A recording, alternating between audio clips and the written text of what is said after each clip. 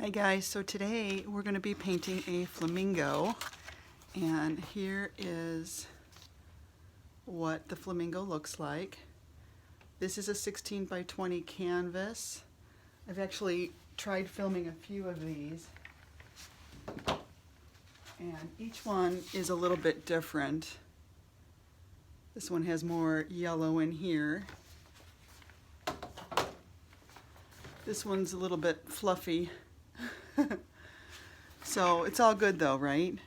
So let's get started.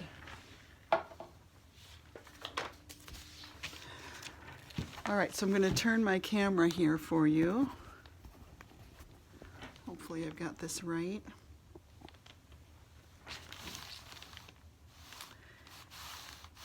And, okay, that looks like a good position.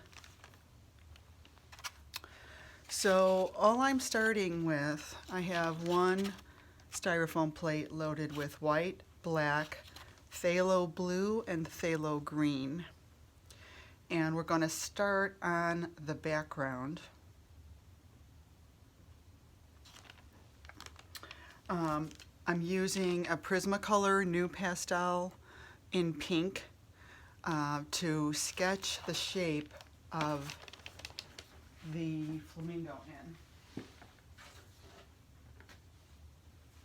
So I'm going to put this flamingo over here for me to look at off camera. You want to have a reference photo anytime you're painting. I also have a watercolor that I did.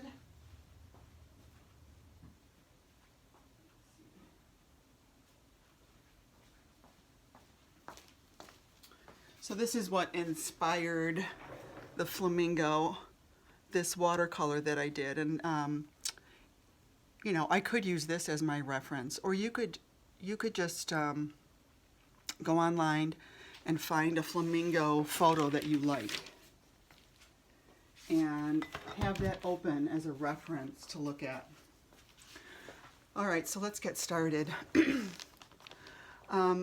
The main thing I'm going to do is I'm going to locate where his eye is as just a reference point, and it's right about here. So I'm just going to put a tick mark because I want everything to flow from there. So that's going to be my center of interest. And it's about, I don't know, I don't have a ruler, but probably 5 or 6 inches from the left edge and 5 or 6 inches from the top edge. That's where his eye is going to be. And I'm going to start with his neck shape. Just coming around like this.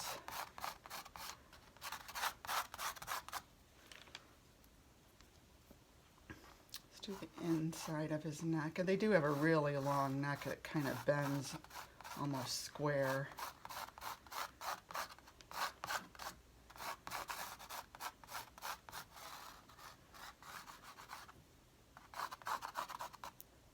So maybe that's a little bit off. Sometimes, you know, you might change your mind on exactly where that is. That's okay. And then his beak comes down. It's almost a straight line, this edge of his beak, and then it's this angle like that. Well, maybe a little more upright of an angle. I try to look for angles when I'm first drawing in something. Look at the overall big angle. And now I'm going to look and compare the big shapes. Like maybe I'll look at this inside shape to make sure it looks pretty similar to my reference. Or this inside shape. Does this shape look like my reference? Actually, it's a little bit tighter in here, so maybe I need to make this bigger. And I'm going to draw the shape of, like his jowl is a little bit different here. This is rounded. I'm going to draw this line in for, is that his mouth? And now the eye is actually over here. And this is where the colored part of his head comes in.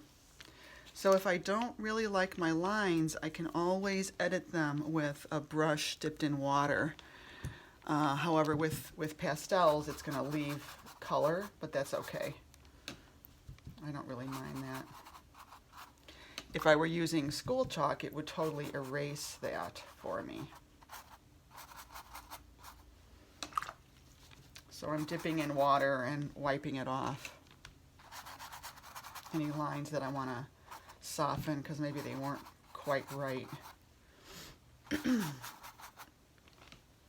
So that's pretty good.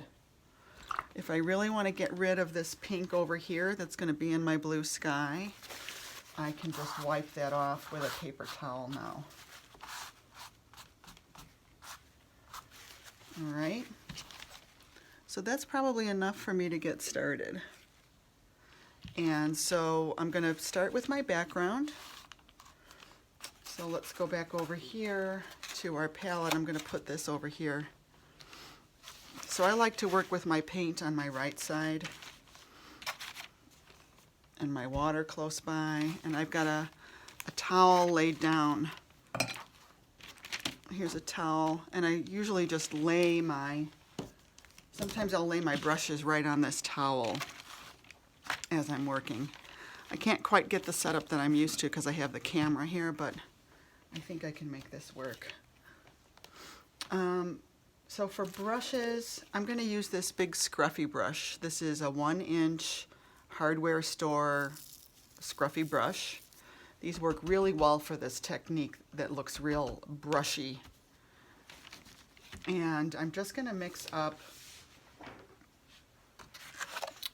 First I get my white. So I want this background to be blue sky, but I want to mute it just a little bit with some green. So it's kind of a phthalo green mixture. And I'm going to dull it down just a little bit. I've got another tray for when I do my warm colors. I've got like a medium warm yellow. You could use school bus yellow or cadmium yellow medium. And then this is alizarin crimson and white. So I'm just going to get a tiny bit. I'm going to use another brush. I'm going to get a tiny bit of alizarin crimson and put that on my plate here with my blue, because that's going to kind of muddy my color just a little bit. I don't want my sky to be too bright. Get that in there. And I'm going to start, I'm going to use big, bold strokes up here. A little bit of water. And I'm just going to do these really big strokes from my shoulder, from the arm. And I'm not going to mess with it too much. I'm just kind of going around this shape, add a little bit of water. And I like that streakiness. I'm lifting up as I get to the part where his body is. So the brush is down, and then as I get into the pink, what's going to be pink, I lift up. That's how you get those little streaks. That's what I like about this brush. Those scruffy little edges leave a beautiful feathery edge for you to simulate his feathers. Or her feathers. It could be a girl, right?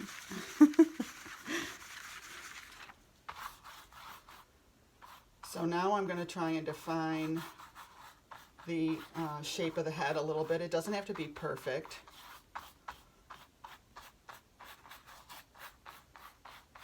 But I want to make sure I definitely go into the shape of the bird. Don't leave any holes. I want to make sure I have enough background filled in there that I won't have to come back in and paint the sky again. And now I'm just going to go around my edges, get all the edges of my canvas painted on with this sky color. Let's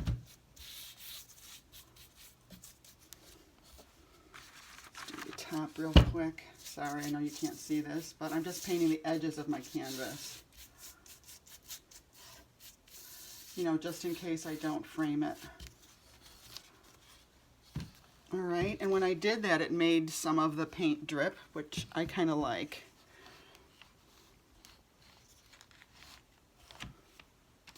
So let's see if you can see that. I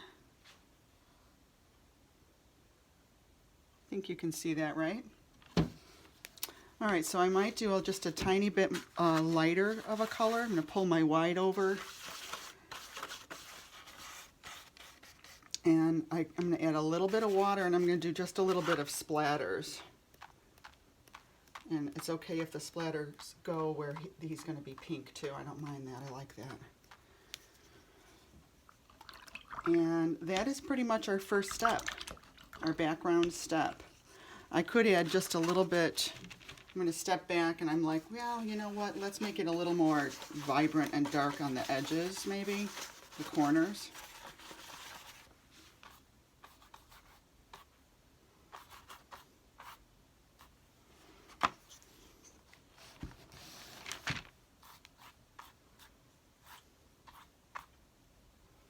A little bit of, a couple more streaks of blue in there.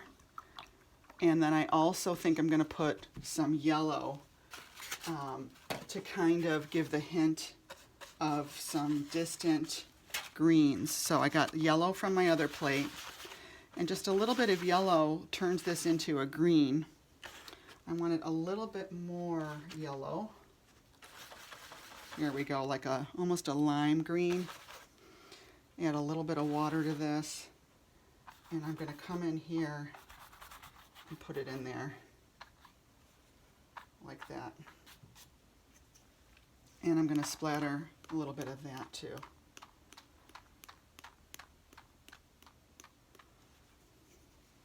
All right, so it's very abstract, but I really like it. You want that fresh, splashy, colorful feeling. I'm going to go in with a smaller brush now and kind of edit right here. This is a little bit too much, and it's going to be a soft. I went into his beak a little too much, so I'm going to soften that edge, and then I can wipe it with my paper towel because I know I don't need that to be that big in there. That's just going to help me for when I paint my pink in.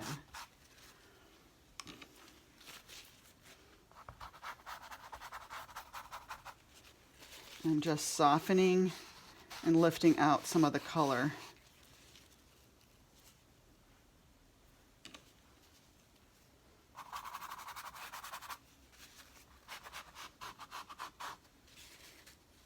All right, so I'm going to let this dry, and I'm going to be all ready for my next step, which will be going in and doing my background. My flamingo. I would say don't mess with it too much. You might be tempted to do more to it, but leave it loose and fresh and splashy like this. You won't regret it. We can always come back in. I think I did come back in and paint a pale yellowish white glaze on top of my bluish green sky. So you will have that option later if you feel like this is too dark.